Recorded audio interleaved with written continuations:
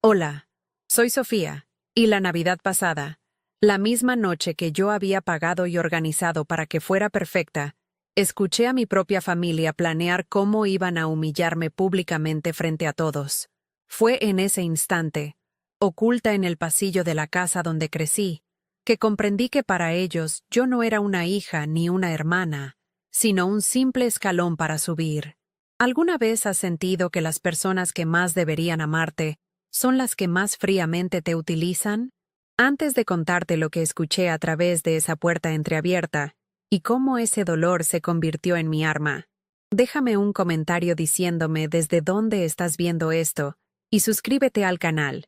Créeme, no querrás perderte lo que sucede cuando la persona que siempre agacha la cabeza finalmente decide levantarla y caminar en la dirección opuesta. Desde que tengo memoria, mi vida ha sido una carrera interminable por conseguir una migaja de aprobación de mi familia. Yo, con mis 26 años, mi título de diseñadora gráfica y mi modesto apartamento en Kendall, siempre fui la sombra de mi hermano mayor, Mateo. Él era el sol alrededor del cual giraban mis padres, Elena y Ricardo, en su lujosa villa de Coral Gables. Mientras yo contaba cada dólar para pagar mis cuentas, ellos le celebraban a Mateo su nuevo BMW, un auto que, irónicamente, yo ayudé a financiar con un préstamo que sabía que nunca me devolvería.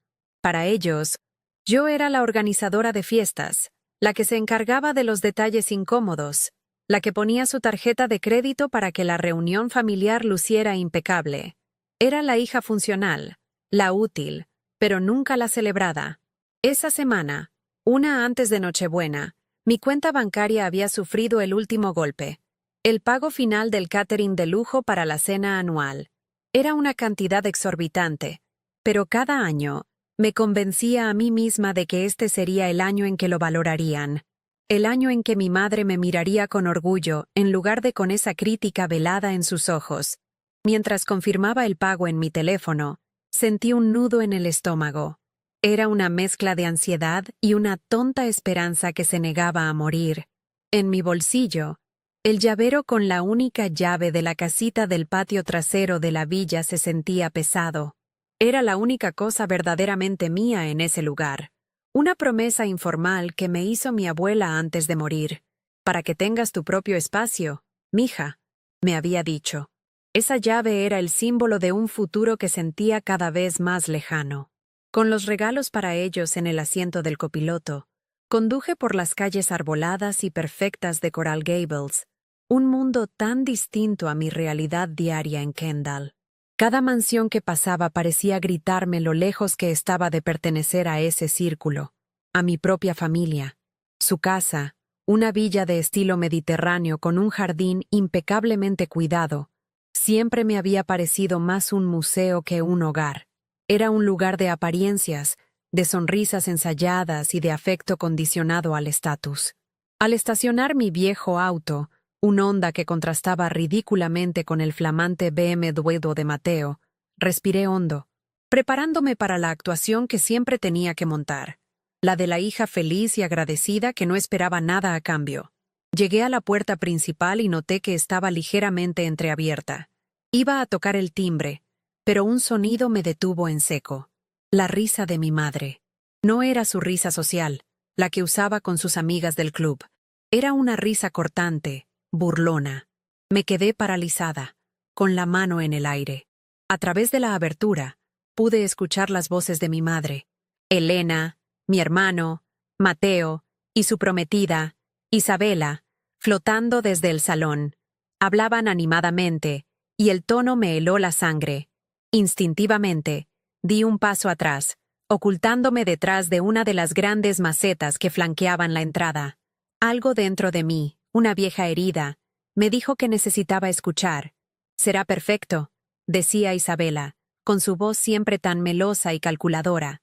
«Justo después del postre, cuando todos estén contentos, anunciaremos que, como un gesto de generosidad, vamos a ayudar a Sofía a independizarse de una vez por todas». La palabra ayudar salió de su boca como un veneno dulce. Sentí que el aire se me escapaba de los pulmones. ¿Ayudarme? ¿De qué estaba hablando?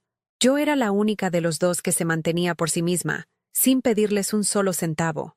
Mi corazón empezó a latir con una fuerza dolorosa contra mis costillas, un tambor sordo que anunciaba el desastre que estaba a punto de descubrir. «Ay, sí», continuó mi hermano Mateo, y pude imaginar su sonrisa arrogante sin siquiera verlo. «Le diremos que, para que pueda enfocarse en sus carreras, nosotros nos haremos cargo de la casita de la abuela. La convertiremos en una casa de huéspedes para la familia de Isa cuando vengan de visita. Así ella no tendrá que preocuparse por esa propiedad». El mundo a mi alrededor se detuvo. La casita, mi único refugio, la promesa de mi abuela. Mientras escuchaba, mis ojos se fijaron en una fotografía familiar que colgaba en la pared del recibidor, visible desde mi escondite. En ella, mis padres y Mateo sonreían al frente, radiantes. Yo estaba detrás, casi completamente tapada por el hombro de mi padre, apenas un rostro borroso en el fondo. Así me habían visto siempre. La voz de mi madre fue la que me rompió por completo. «Pobrecita, se pondrá a llorar. Ya verán», dijo Elena, y luego soltó esa risa cruel de nuevo. «Vaya, pero es por su propio bien. A sus 26 años, viviendo en ese departamentito y sin un futuro claro, alguien tiene que tomar las decisiones difíciles por ella. Además, la familia de Isabela necesita un lugar digno donde quedarse. No podemos tenerlos en un hotel». La humillación fue tan intensa que se sintió física, como una bofetada. No era solo la casa, era la absoluta falta de respeto, la traición calculada y el desprecio con el que hablaban de mí. La misma persona que había pagado por la comida que planeaban disfrutar mientras me apuñalaban por la espalda. Los regalos que llevaba en mis brazos de repente pesaban 1 tonelada. Objetos ridículos y sin sentido. Me di la vuelta, sin hacer un solo ruido. Cada paso hacia atrás, alejándome de esa puerta, se sentía como si estuviera saliendo de una tumba en la que había vivido toda mi vida sin darme cuenta. No lloré, no grité. Una extraña y fría calma se apoderó de mí. Llegué a mi auto. Abrí la puerta y me senté en el asiento del conductor, mirando fijamente la fachada de esa casa que ya no sentía mía. En silencio, encendí el motor y me alejé de Coral Gables, dejando atrás no solo a mi familia, sino también a la versión de mí misma que creía desesperadamente que algún día la amarían. El viaje de regreso a mi apartamento en Kendall se sintió como atravesar una dimensión diferente. Las luces de Navidad de las mansiones de Coral Gables parpadeaban a mi alrededor, pero ya no las veía con la misma mezcla de anhelo y resentimiento. Ahora solo veía fachadas, decoraciones vacías para casas vacías. Mi onda se sentía como una cápsula de escape, llevándome lejos de un planeta donde el aire era venenoso. Cada semáforo en rojo era una pausa para respirar, para procesar la crudeza de sus palabras. «Pobrecita, se pondrá a llorar». La voz de mi madre resonaba en mi cabeza, no con la calidez que una madre debería tener, sino con el desdén de una extraña. La conmoción inicial se estaba asentando en mis huesos, transformándose en un frío pesado y denso. Era el frío de la verdad, una verdad que había ignorado durante 26 años. Una vez dentro de mi pequeño apartamento, la puerta se cerró con un clic que sonó definitivo. El silencio me envolvió, un alivio después del veneno que había escuchado.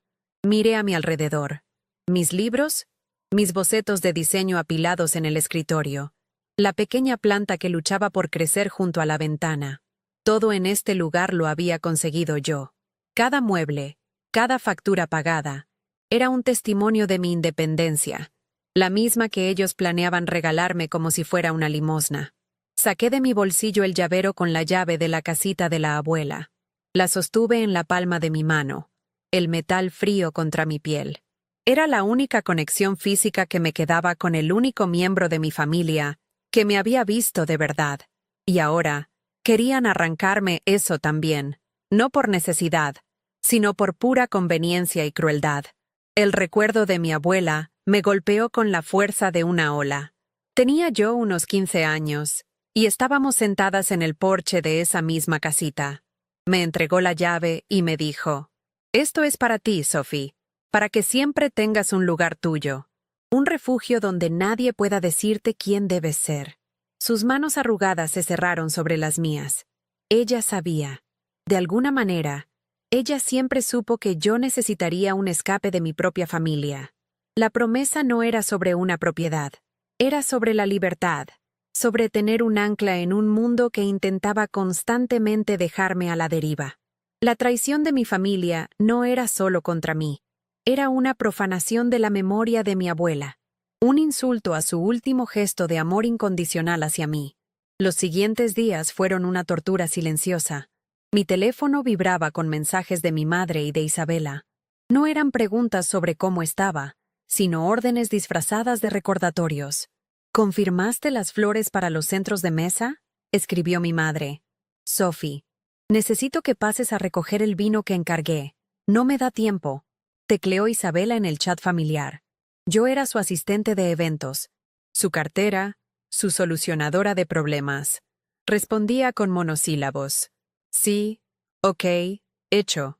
Cada mensaje de ellos era una nueva capa de cemento sobre mi corazón roto, endureciéndolo, convirtiéndolo en algo impenetrable. Ellos seguían adelante con su guión, completamente ajenos a que la actriz principal había leído el final y había decidido abandonar la obra. Una tarde, mientras trabajaba en un diseño para un cliente, el teléfono sonó con el nombre de Mamá iluminando la pantalla. Mi instinto, ese viejo y estúpido reflejo condicionado, me impulsó a contestar. Mi mano se movió hacia el icono verde, pero me detuve.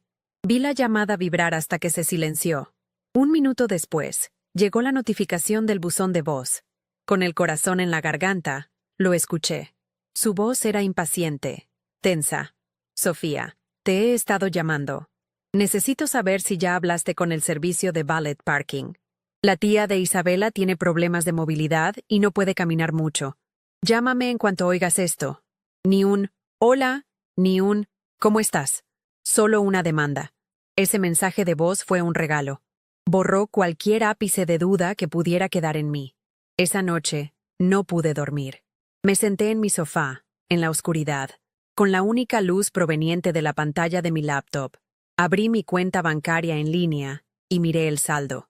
El pago del catering había dejado un agujero enorme, el sacrificio más grande que había hecho hasta ahora por su aprobación. Navegué hasta mis correos electrónicos y encontré el recibo digital, pagado en su totalidad por Sofía García, mi nombre, mi dinero. Por primera vez, ese recibo no se sentía como una prueba de mi estupidez, sino como un documento de poder. Era la única pieza de este rompecabezas que yo controlaba por completo. Una idea, audaz y aterradora, comenzó a formarse en mi mente. Ellos habían escrito un guión para mi humillación. Pero, ¿qué pasaría si yo decidía cambiar la escena final? Mi mente se desvió hacia Mateo y su flamante BMW. Recordé el día que me pidió el préstamo. Estábamos en la terraza de la villa, y él me explicó con condescendencia sobre una oportunidad de inversión que no podía dejar pasar. Es solo para completar lo del auto, hermanita. Te lo devuelvo en un par de meses, con intereses si quieres. Me había dicho con esa sonrisa que siempre usaba para conseguir lo que quería. Yo sabía que era una mentira. Sabía que ese dinero se sumaría a la larga lista de deudas que nunca me pagaría. Pero cedí, como siempre, esperando que ese gesto comprara un poco de afecto, un poco de gratitud. Ahora, el recuerdo de ese momento me quemaba por dentro, no de vergüenza, sino de una rabia fría y lúcida. Las navidades pasadas se proyectaron en mi mente como una película triste. Recordé la vez que pasé semanas buscando un reloj antiguo para mi padre, gastando casi todo mi sueldo, solo para recibir de él un set de cremas de farmacia, probablemente un regalo de empresa que le habían dado. O la vez que mi madre elogió el vestido carísimo de Isabela durante toda la cena, sin mencionar ni una vez el postre que yo había pasado 2 días preparando desde cero. Siempre era lo mismo. Yo daba, ellos recibían. Yo me esforzaba, ellos ignoraban. El patrón era tan claro, tan dolorosamente obvio, que me sentí una tonta por no haberlo visto antes. O peor aún, por haberlo visto y haber decidido seguir jugando mi papel con la esperanza de un final diferente. Con una calma que me sorprendió a mí misma, busqué el número de la empresa de catering. Marqué, y una voz amable me atendió. Buenas tardes. Hablo para consultar sobre el evento a nombre de Elena García para el 24 de diciembre. Dije, mi voz sonando extrañamente firme. Le expliqué que había una posible necesidad de cancelar y pregunté por la política. El hombre del otro lado de la línea fue muy profesional. Según nuestros registros, la totalidad del servicio fue pagado por usted, señorita García. Usted tiene la autoridad total para hacer cualquier cambio, incluida la cancelación.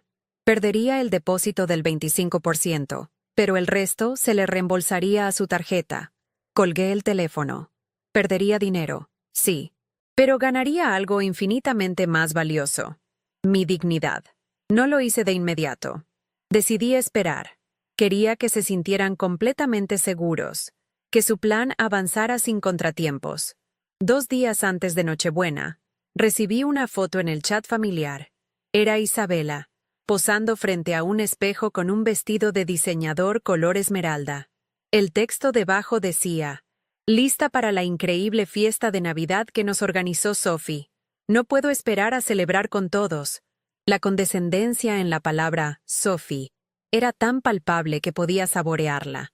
Usaban mi esfuerzo como el escenario para su propio drama, para su propio brillo. Esa foto, esa frase, fue la gota que derramó el vaso. Fue el empujón final que necesitaba para saltar del precipicio en el que había estado parada toda mi vida. Esa misma noche, redacté un correo electrónico, corto, profesional, irrevocable, dirigido a la empresa de catering, con el número de contrato en el asunto. Por medio del presente, solicito la cancelación inmediata del servicio para el evento del 24 de diciembre. Agradezco el reembolso correspondiente según su política. Atentamente, Sofía García. Antes de darle a enviar, abrí la galería de mi teléfono y busqué la foto familiar que mi madre tenía en el recibidor. Esa donde yo era una figura borrosa en el fondo. La miré por última vez, no con tristeza, sino con una sensación de despedida. Y entonces, la borré. Acto seguido, mi dedo presionó enviar en el correo. No hubo un estallido de fuegos artificiales, solo una profunda y absoluta sensación de paz. El juego había terminado, y yo, por fin, había tirado el tablero. El día siguiente, el 22 de diciembre, amaneció con un silencio antinatural. Esperaba una avalancha de llamadas o mensajes furiosos, pero no llegó nada. El vacío era casi más aterrador que una confrontación directa. Mi teléfono permaneció mudo, y por un momento, una duda helada se deslizó por mi espalda. ¿Y si se habían enterado por otro lado? ¿Y si ya estaban preparando una contraofensiva de la que yo no tenía ni idea? Pasé la mañana actualizando mi correo electrónico cada 5 minutos, esperando una notificación de la empresa de catering, algo que hiciera tangible mi decisión. La paz que había sentido la noche anterior se había transformado en una ansiedad tensa, como la calma que precede a un huracán. Cada bocina de un auto en la calle me hacía saltar, pensando que podían aparecer en mi puerta en cualquier momento. Entonces, alrededor del mediodía, el teléfono vibró. Era un mensaje en el chat familiar, pero no era de mi madre, era de Mateo. Sophie, Isabela y yo vamos a pasar por el centro comercial de Dadeland esta tarde. ¿Necesitas que recojamos algo para la cena del 24? Avísanos. Leí el mensaje 1, 2, 3 veces. La normalidad era tan absurda, tan grotesca, que casi me reí. Seguían moviendo las piezas en su tablero de ajedrez, completamente ignorantes de que yo ya había pateado la mesa. Les respondí con un simple «No, gracias. Tengo todo cubierto». Las palabras se sentían como una broma macabra. Tenía todo cubierto. Sí, pero no de la manera que ellos imaginaban. Su confianza ciega en mi sumisión era el arma más poderosa que me habían dado, y yo estaba a punto de usarla hasta sus últimas consecuencias. Esa tarde, mientras intentaba concentrarme en un proyecto de diseño, recibí el correo que tanto esperaba. El asunto era claro. Confirmación de cancelación y reembolso. Contrato, 78345. Mi corazón dio un vuelco. Lo abrí con manos temblorosas.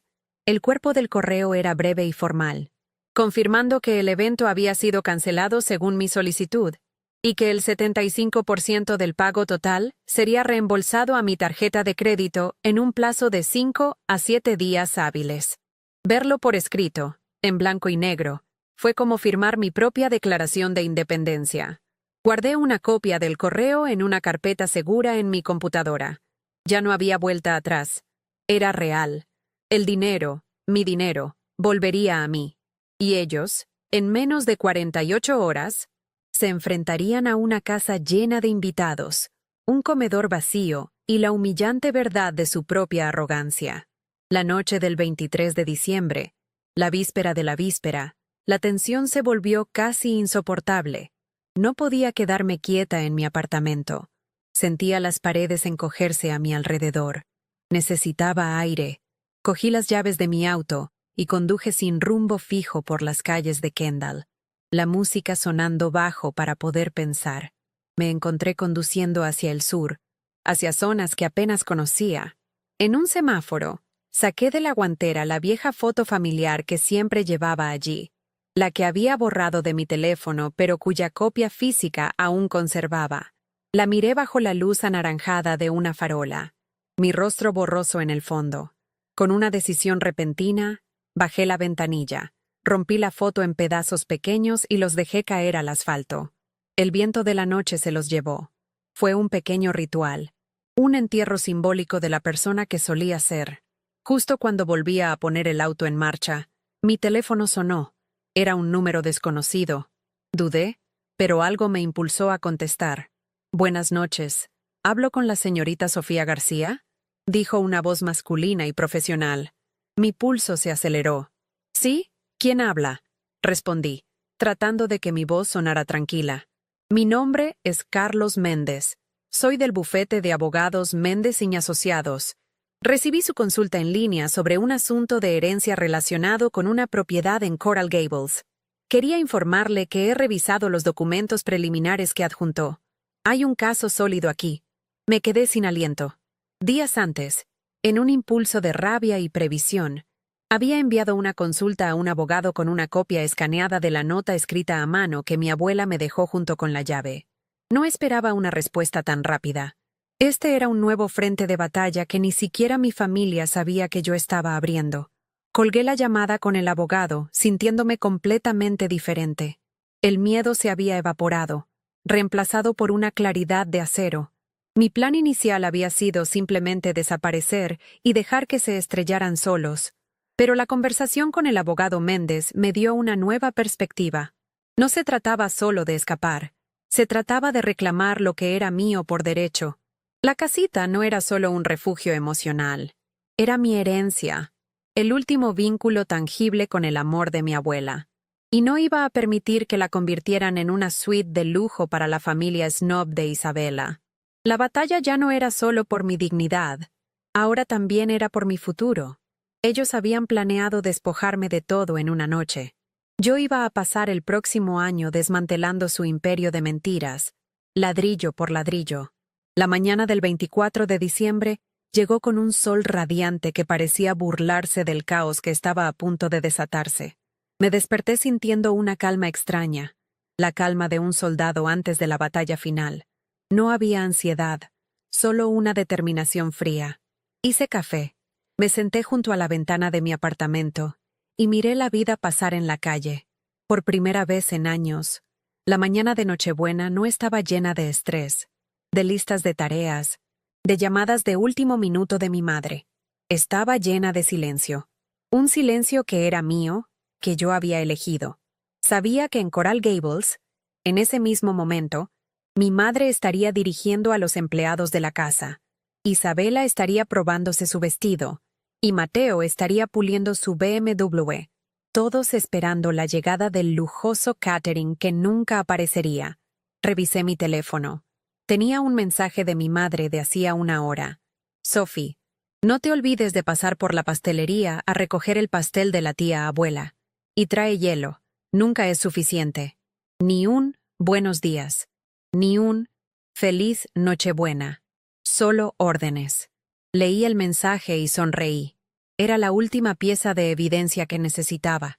La última confirmación de que estaba haciendo lo correcto. Borré el mensaje sin responder. Mi plan para el día era simple. Iba a dar un largo paseo, ir al cine a ver una película navideña yo sola, y luego cenaría en mi restaurante favorito del barrio. Mi teléfono estaría encendido. No iba a esconderme. Quería que me encontraran. Quería escuchar la desesperación en sus voces cuando su mundo perfectamente orquestado se viniera abajo. Alrededor de las 4 de la tarde, mientras salía del cine y el sol de Miami comenzaba a bajar, mi teléfono empezó a vibrar sin parar.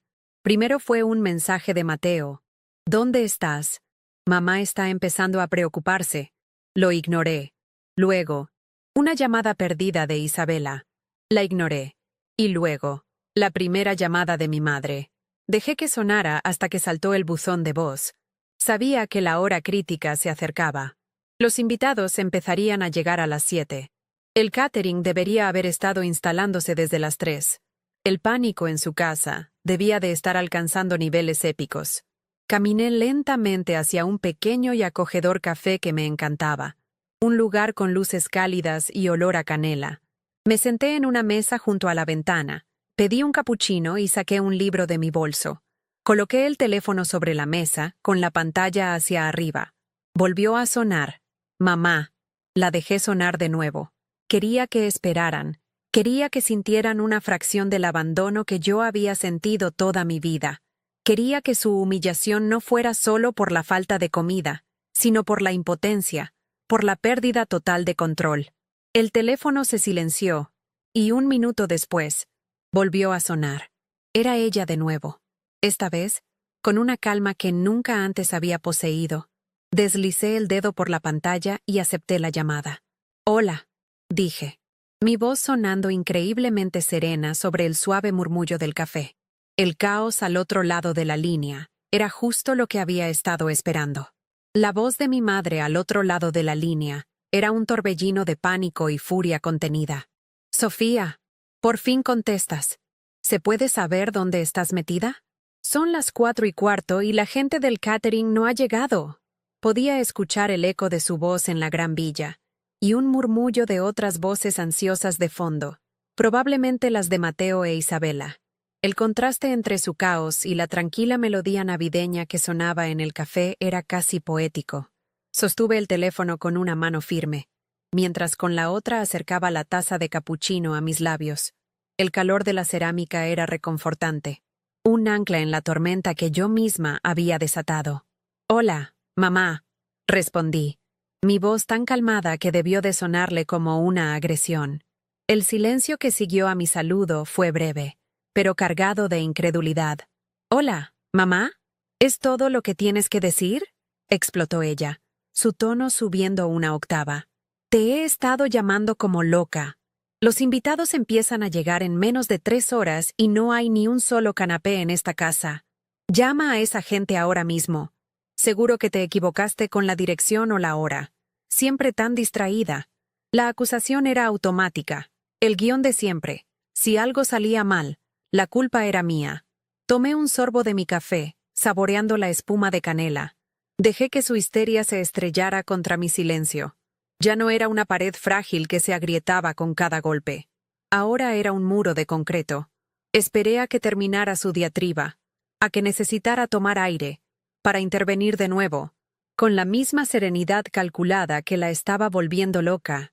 No me equivoqué con nada, mamá, dije con una claridad glacial. Hablé con ellos personalmente. Confirmé cada detalle. Sobre todo, me aseguré de que el pago estuviera correctamente procesado. Hice una pausa deliberada, dejando que mis siguientes palabras aterrizaran con todo su peso. El pago que, como recordarás, hice yo, con mi dinero. El recibo está a mi nombre, Sofía García. En ese momento, no solo estaba hablando del catering, estaba hablando de años de cenas, regalos y préstamos.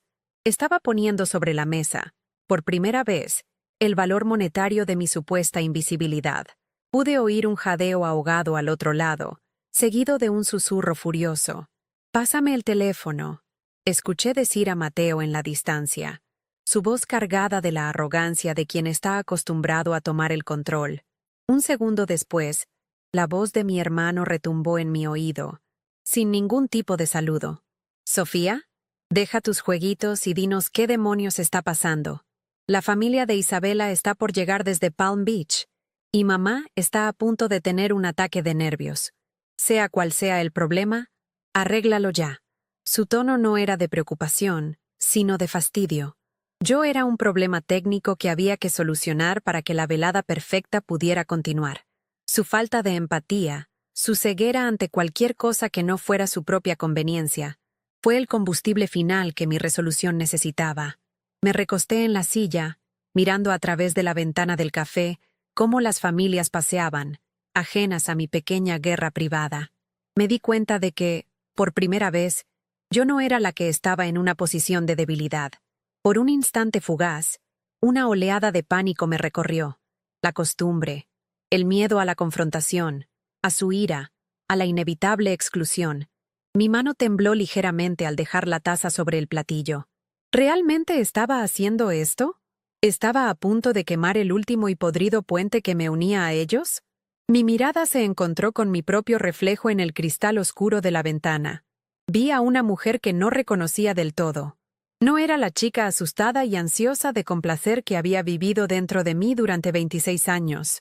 Su expresión era seria, sus ojos claros y firmes. Ya no era la figura borrosa y secundaria de la fotografía familiar. Era la protagonista de su propia historia, y estaba a punto de escribir el capítulo más importante de todos. La duda se disipó tan rápido como había llegado. Las palabras que había escuchado a través de la puerta entreabierta volvieron a mí, nítidas y crueles. Pobrecita, se pondrá a llorar. La risa de mi madre, la condescendencia de Isabela, el desprecio de Mateo al hablar de mi carrerita. No, no iba a llorar. Había llorado lo suficiente durante toda una vida sintiéndome inadecuada. Esa noche, las lágrimas no serían mías. Respiré hondo, agarrando el teléfono con una nueva firmeza, y me preparé para detonar la bomba que había construido con mi propio dolor. El poder que sentí en ese momento no era de venganza, sino de justicia. La justicia de quien finalmente se defiende después de recibir golpes en silencio durante demasiado tiempo. Ellos habían escrito el primer acto de mi humillación. Yo iba a encargarme personalmente del final. Mateo, comencé, y mi voz ya no tenía ni rastro de duda. El problema no es un error de logística. El problema es que ustedes pensaron que yo era sorda, además de estúpida. Hubo un silencio total al otro lado de la línea. Pude imaginarlos perfectamente, congelados en medio de su lujoso salón, mirándose unos a otros con una confusión que rápidamente se convertiría en horror. Continué, sin darles tiempo a reaccionar.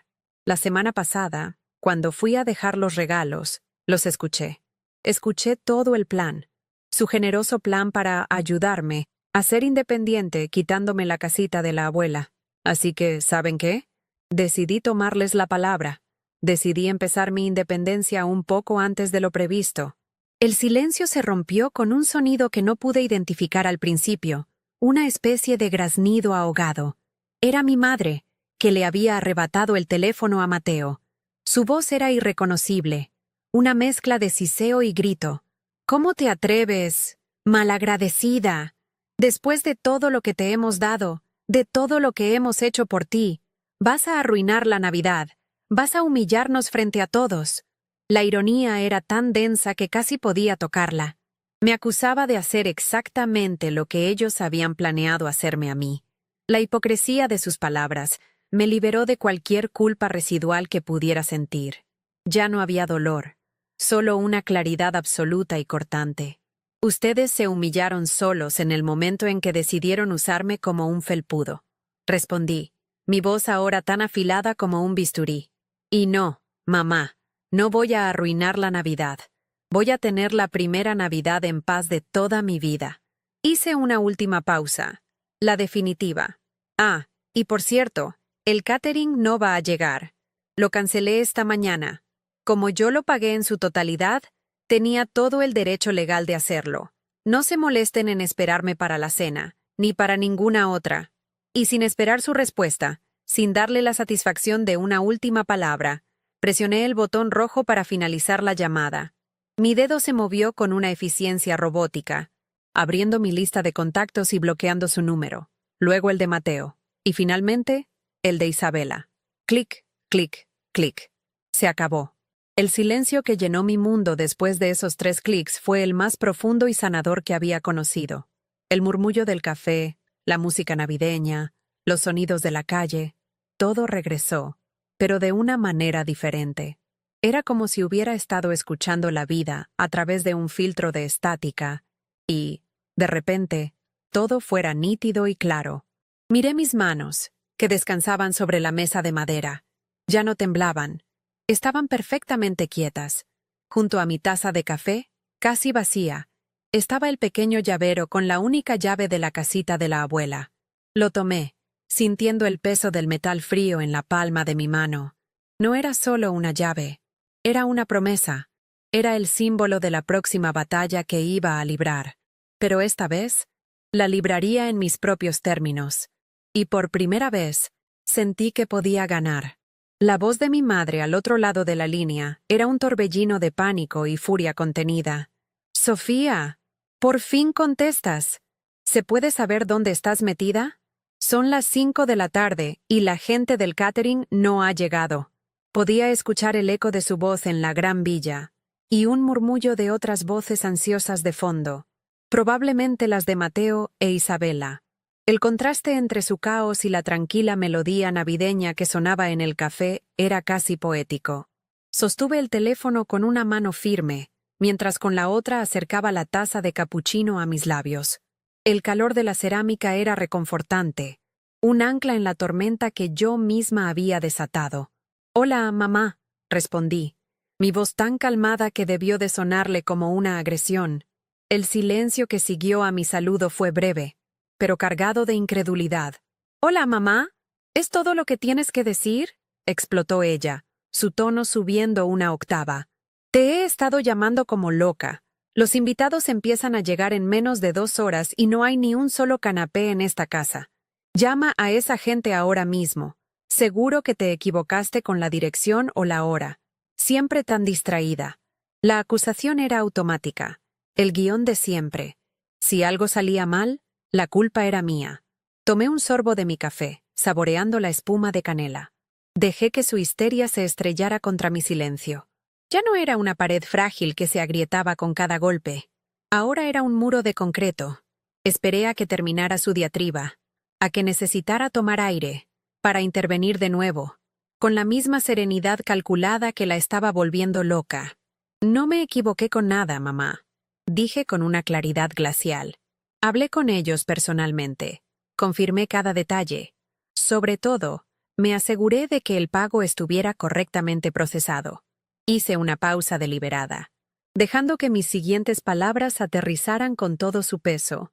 El pago que, como recordarás, hice yo, con mi dinero. El recibo está a mi nombre, Sofía García. En ese momento, no solo estaba hablando del catering, estaba hablando de años de cenas, regalos y préstamos. Estaba poniendo sobre la mesa, por primera vez, el valor monetario de mi supuesta invisibilidad. Pude oír un jadeo ahogado al otro lado, seguido de un susurro furioso. «Pásame el teléfono». Escuché decir a Mateo en la distancia, su voz cargada de la arrogancia de quien está acostumbrado a tomar el control. Un segundo después, la voz de mi hermano retumbó en mi oído, sin ningún tipo de saludo. «Sofía, deja tus jueguitos y dinos qué demonios está pasando. La familia de Isabela está por llegar desde Palm Beach, y mamá está a punto de tener un ataque de nervios. Sea cual sea el problema, arréglalo ya». Su tono no era de preocupación, sino de fastidio. Yo era un problema técnico que había que solucionar para que la velada perfecta pudiera continuar. Su falta de empatía, su ceguera ante cualquier cosa que no fuera su propia conveniencia, fue el combustible final que mi resolución necesitaba. Me recosté en la silla, mirando a través de la ventana del café cómo las familias paseaban, ajenas a mi pequeña guerra privada. Me di cuenta de que, por primera vez, Yo no era la que estaba en una posición de debilidad. Por un instante fugaz, una oleada de pánico me recorrió. La costumbre, el miedo a la confrontación, a su ira, a la inevitable exclusión. Mi mano tembló ligeramente al dejar la taza sobre el platillo. ¿Realmente estaba haciendo esto? ¿Estaba a punto de quemar el último y podrido puente que me unía a ellos? Mi mirada se encontró con mi propio reflejo en el cristal oscuro de la ventana. Vi a una mujer que no reconocía del todo. No era la chica asustada y ansiosa de complacer que había vivido dentro de mí durante 26 años. Su expresión era seria, sus ojos claros y firmes. Ya no era la figura borrosa y secundaria de la fotografía familiar. Era la protagonista de su propia historia. Y estaba a punto de escribir el capítulo más importante de todos. La duda se disipó tan rápido como había llegado. Las palabras que había escuchado a través de la puerta entreabierta volvieron a mí, nítidas y crueles. Pobrecita, se pondrá a llorar. La risa de mi madre, la condescendencia de Isabela, el desprecio de Mateo al hablar de mí, carrerita. No, no iba a llorar. Había llorado lo suficiente durante toda una vida sintiéndome inadecuada. Esa noche, las lágrimas no serían mías.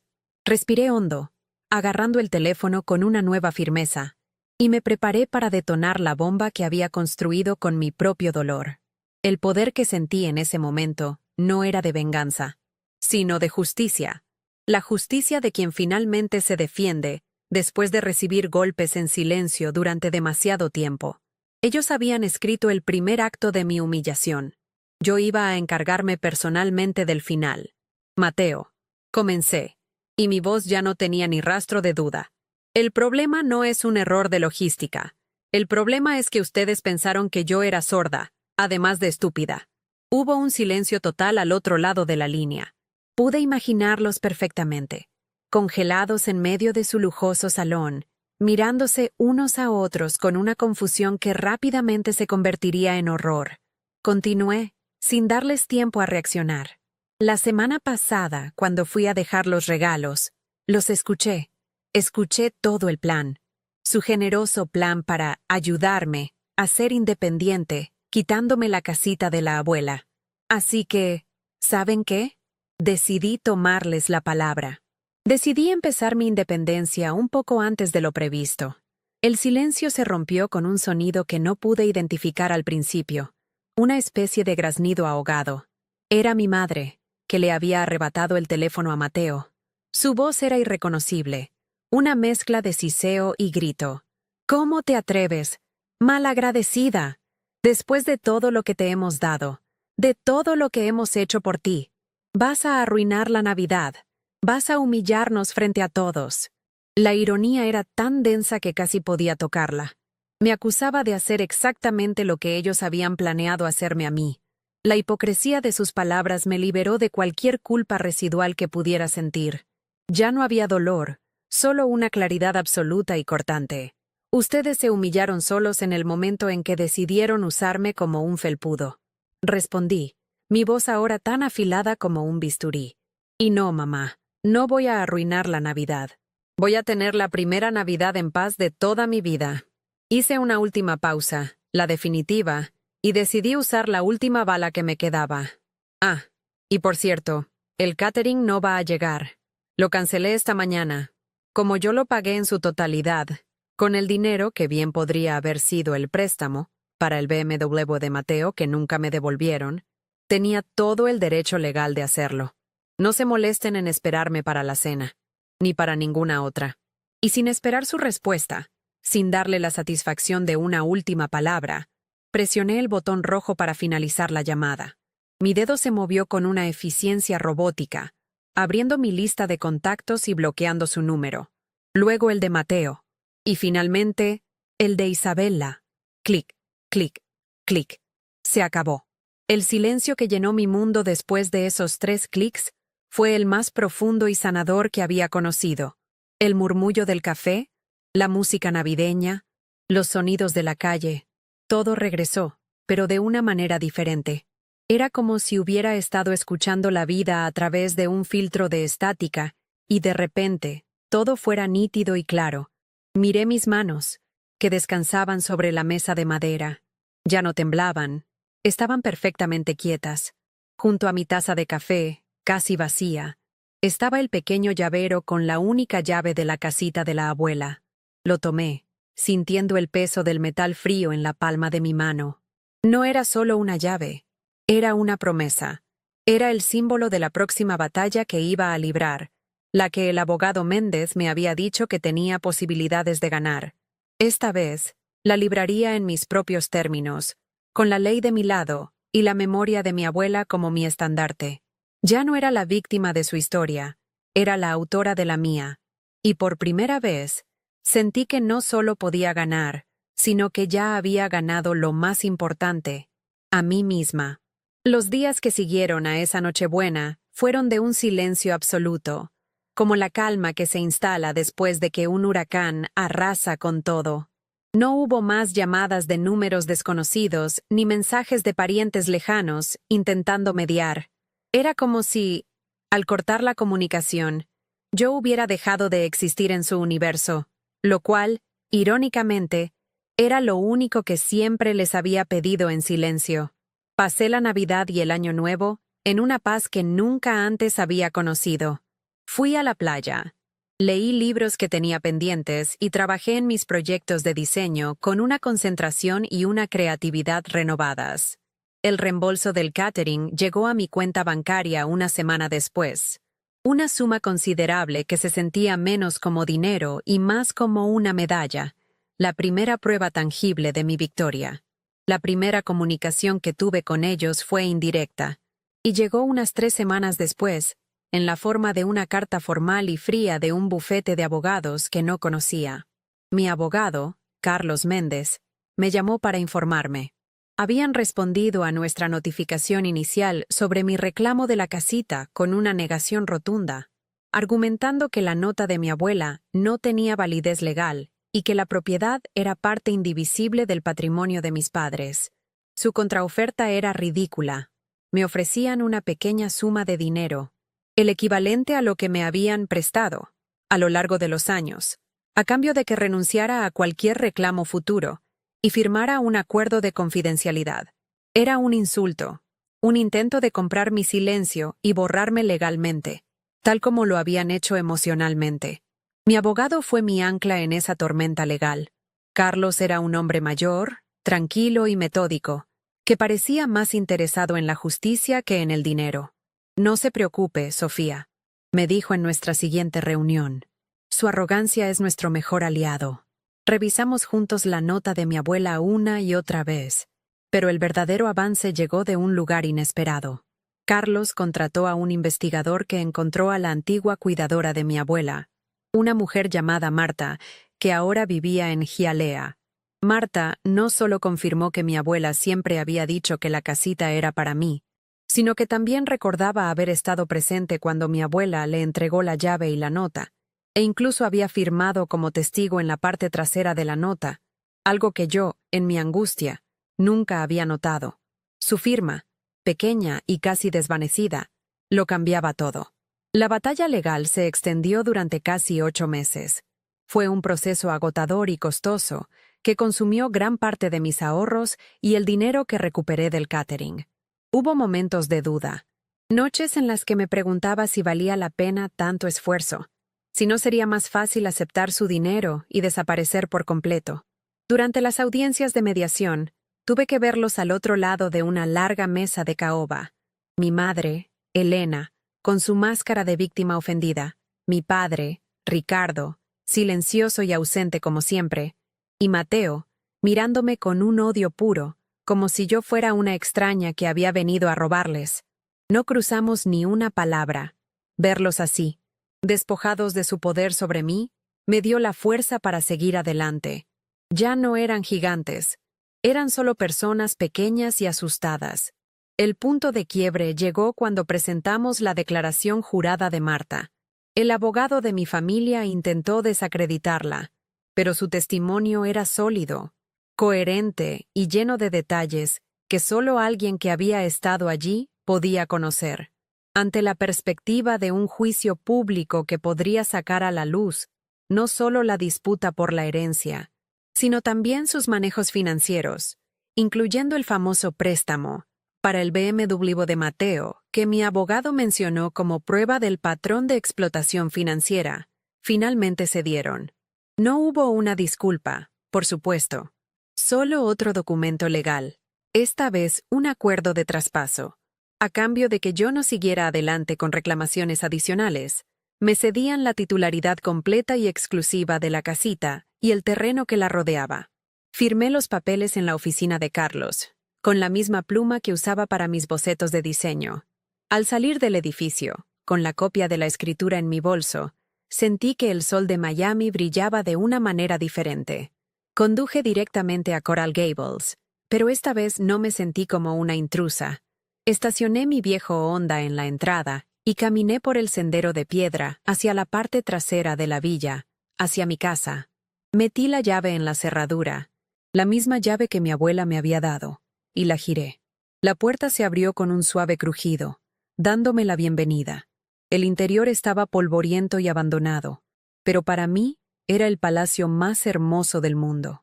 Era mío, era mi refugio, mi herencia y mi futuro. En cuanto a mi familia, supe por parientes lejanos que la debacle de Nochebuena fue un escándalo social que les costó caro. La humillación de tener que improvisar una cena con pizzas para sus importantes invitados, incluyendo la adinerada familia de Isabela, fue una mancha en su impecable reputación. La boda de Mateo e Isabela se pospuso indefinidamente. Al parecer, sus futuros suegros no estaban tan impresionados con un yerno cuya familia no podía ni organizar una cena decente. Mateo tuvo que vender su preciado BMW para ayudar a cubrir los honorarios de los abogados. Irónicamente, el dinero que me había quitado para comprarlo terminó siendo usado para luchar contra mí, y perdió. Una justicia poética que nunca busqué, pero que acepté con una sonrisa silenciosa. Elena y Ricardo siguen viviendo en su villa de Coral Gables, pero algo se rompió para siempre. Su sol, Mateo, se había eclipsado, y la hija que consideraban un satélite sin luz propia se había convertido en una estrella lejana, completamente fuera de su órbita. No he vuelto a hablar con ellos, ni pienso hacerlo. Mis padres, mi hermano y su prometida, ahora son solo nombres en documentos legales, ecos de una vida que ya no me pertenece. He cortado todos los lazos. He cambiado mi número de teléfono y he construido un muro de silencio a mi alrededor que ninguna carta de abogado puede penetrar. Hoy, un año después de aquella Nochebuena, escribo esto desde el pequeño estudio de diseño que monté dentro de mi casita, ahora completamente renovada.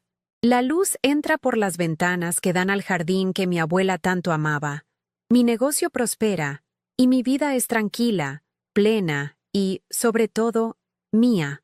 A veces, cuando miro la llave de la casa, que ahora cuelga de un clavo junto a mi escritorio, no pienso en la traición ni en el dolor.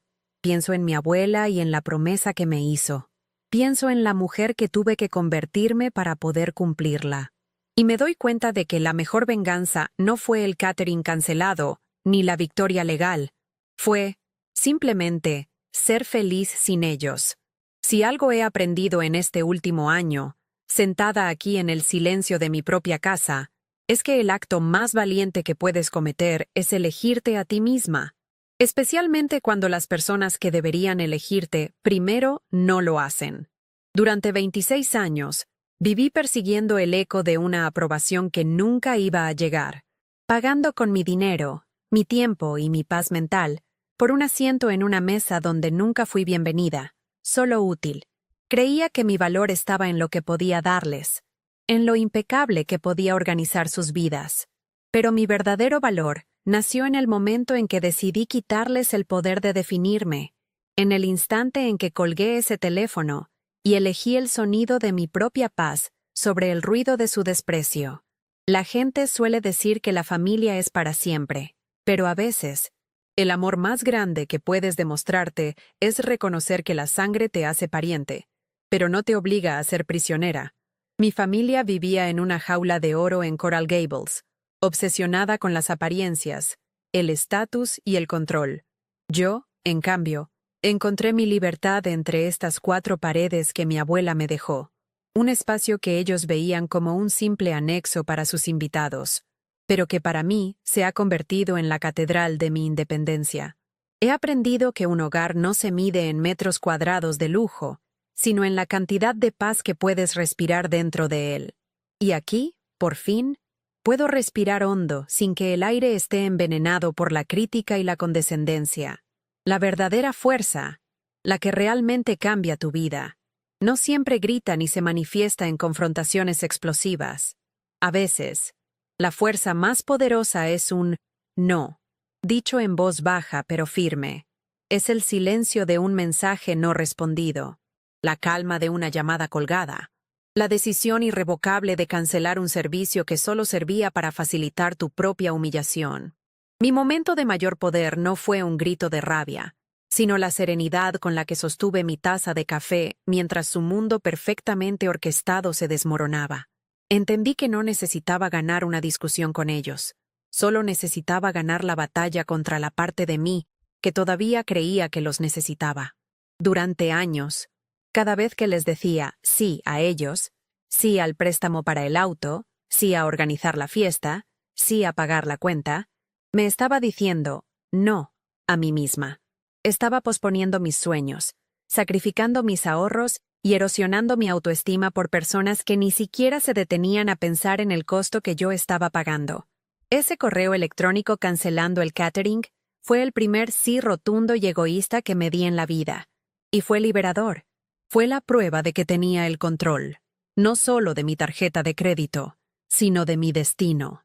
Dejar de ser su red de seguridad fue el primer paso para construir mi propio castillo. Les diré la verdad. Da un miedo terrible. Caminar lejos de la única familia que has conocido, incluso si es tóxica, se siente como saltar a un abismo. Hay un duelo, no por las personas que eran, sino por la familia que desesperadamente deseabas que fueran. Pero les prometo algo.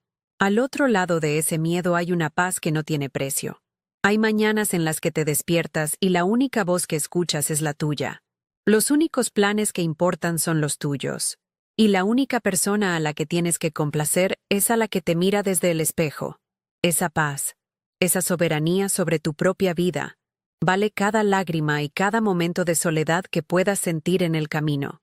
Y ahora te pregunto a ti, ¿qué has escuchado mi historia hasta el final? ¿En qué fotografía de tu vida te han dejado en el fondo, borroso y casi invisible? ¿Cuántas veces has pagado la cuenta de una cena emocional en la que solo sirvieron migajas de afecto para ti? Quizás tu historia no involucre una cena de Nochebuena o una casita heredada, pero el sentimiento de ser invisible, de ser utilizado por aquellos que deberían protegerte, es universal. Reconocer ese patrón no es una señal de debilidad. Es el primer paso para reclamar el lugar que te corresponde en el centro de tu propia vida, nítido y a todo color. Tu historia importa, tu dolor es válido, y tu voz merece ser escuchada. Si mi viaje te ha conmovido de alguna manera, o si te has visto reflejado en mis palabras, te invito a que formes parte de esta comunidad. Este canal es más que un lugar para contar historias. Es un refugio para quienes han decidido dejar de ser un personaje secundario en la vida de otros. Deja un comentario abajo compartiendo una lección que hayas aprendido en tu propio camino y suscríbete para que juntos podamos seguir recordando que la historia más importante que jamás contaremos es la nuestra. Créeme, el próximo capítulo siempre puede ser el mejor.